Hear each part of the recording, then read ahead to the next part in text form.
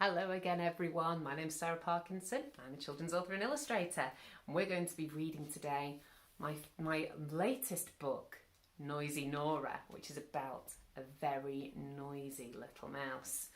Now I'm going to introduce you to Nora first, and this is she, isn't she beautiful? She's a lovely, fluffy little mouse, but she doesn't get along with everybody, unfortunately, because she's a little bit too noisy for the other mice. But she does make a friend in Mole. You may also see some of the characters from my other books pop up during the story, so you'll have to keep an eye out. There's also Dragonfly that may turn up as well. So, without further ado, let's get on with the story. Held it the right way up, wouldn't it? Here we go. Noisy Nora. Most mice we see are timid and small, scampering round, making no sound at all. But not Nora. Nora's a mouse who's incredibly loud. Her noisy laugh turns every head in a crowd. She just can't fit in, try as she might, for the way that she acts is never quite right. She disturbs all the birds that sing in the trees. Cake! What do you think she's just seen? The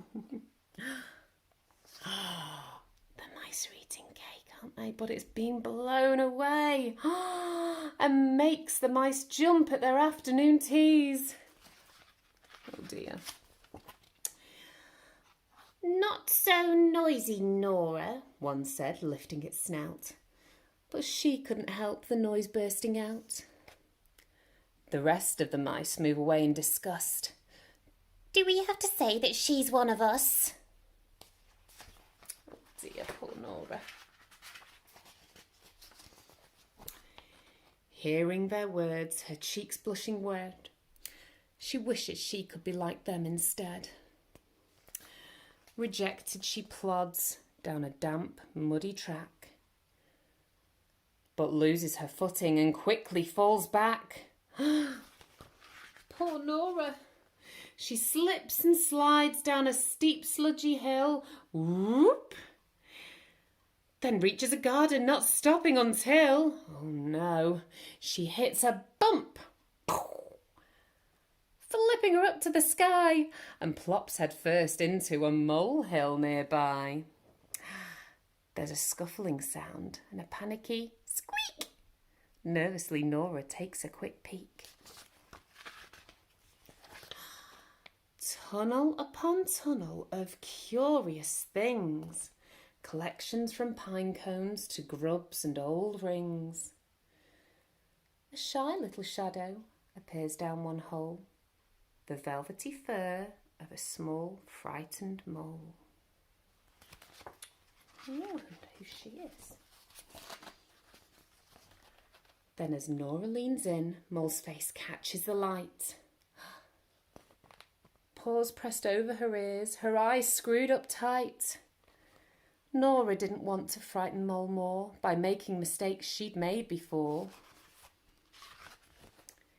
She twists ever so gently, not making a sound, wriggling free from the freshly dug ground, onto the floor. I'm sorry, whispers Nora, to drop in this way. Can I help at all? Have you had a bad day? Just tell me the problem, whatever the size. Mole uncovers her ears and rubs her tired eyes. I live under this garden to catch all the grubs, but the gardener hates me chewing his shrubs. He's already discovered my penny collection. It's just a matter of time before he finds this selection. I tried to call out, but it sounds like a yelp. How can I find someone to listen and help? Suddenly, with a clang, a huge spade appears.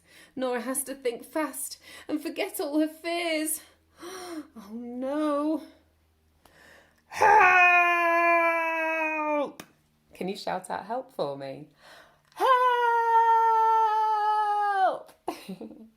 Help! Booms out Nora with a deafening blow as ears start to prick up all around the hedgerow. The shout shakes the trees, the lake and the burrows. Many hurry to assist, from the shrews to the sparrows. If Nora's outburst doesn't scare off the man, you know a stampede of animals can. Chasing after that gardener.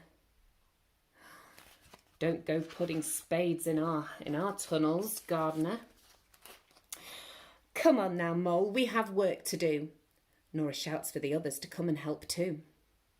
Each of them carries Mole's trinkets and knickknacks, using buckets and barrels and scuffed-up old backpacks. The pair dig Mole's new home with Nora next door, both feeling more wanted than ever before. But Mole still felt troubled, and her eyes start to glisten. What about other small voices that need someone to listen? Can you see other small voices there? There's a snail, a dragonfly, and a little rabbit too. Some mice would decide that they aren't good enough, that there's too much to do, or the task is too tough. But not Nora. Nora set up a treetop talk show, interviewing her guests for her audience below. So when there's a voice that needs to be heard, Nora has a keen crowd to hear every word. Now the mice watch Nora's show every day. She's one of us, they're so proud to say. What did you think about my story? Well, there are some facts in there.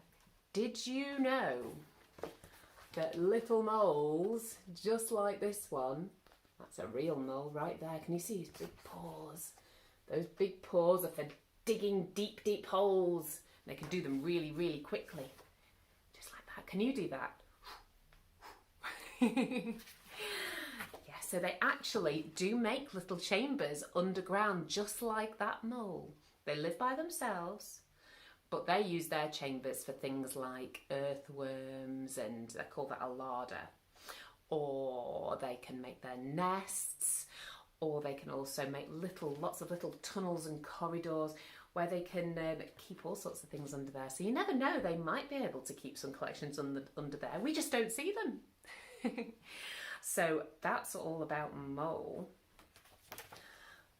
which is very exciting. But obviously our star of the story was Nora for saving the day. Well done, Nora. Been a bit quiet now, isn't she?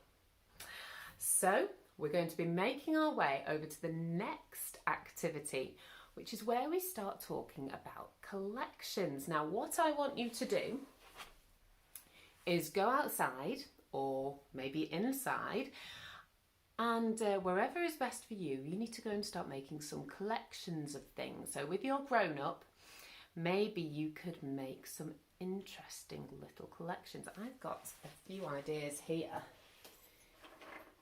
Maybe it's the time of year, or maybe you have some from previous collections before, where you can collect some conkers. Or maybe you're inside and you can collect some ribbons. I'll leave it up to you what you want to make collections of, but it's got to be all the same type of thing, but they can have little differences. So, for instance, I've got two ribbons here, and one of them is thin and green, and the other one is thick and red. So I'll leave it to you to get on to making your collections, and I will see you in the next video so we can have a little look at them.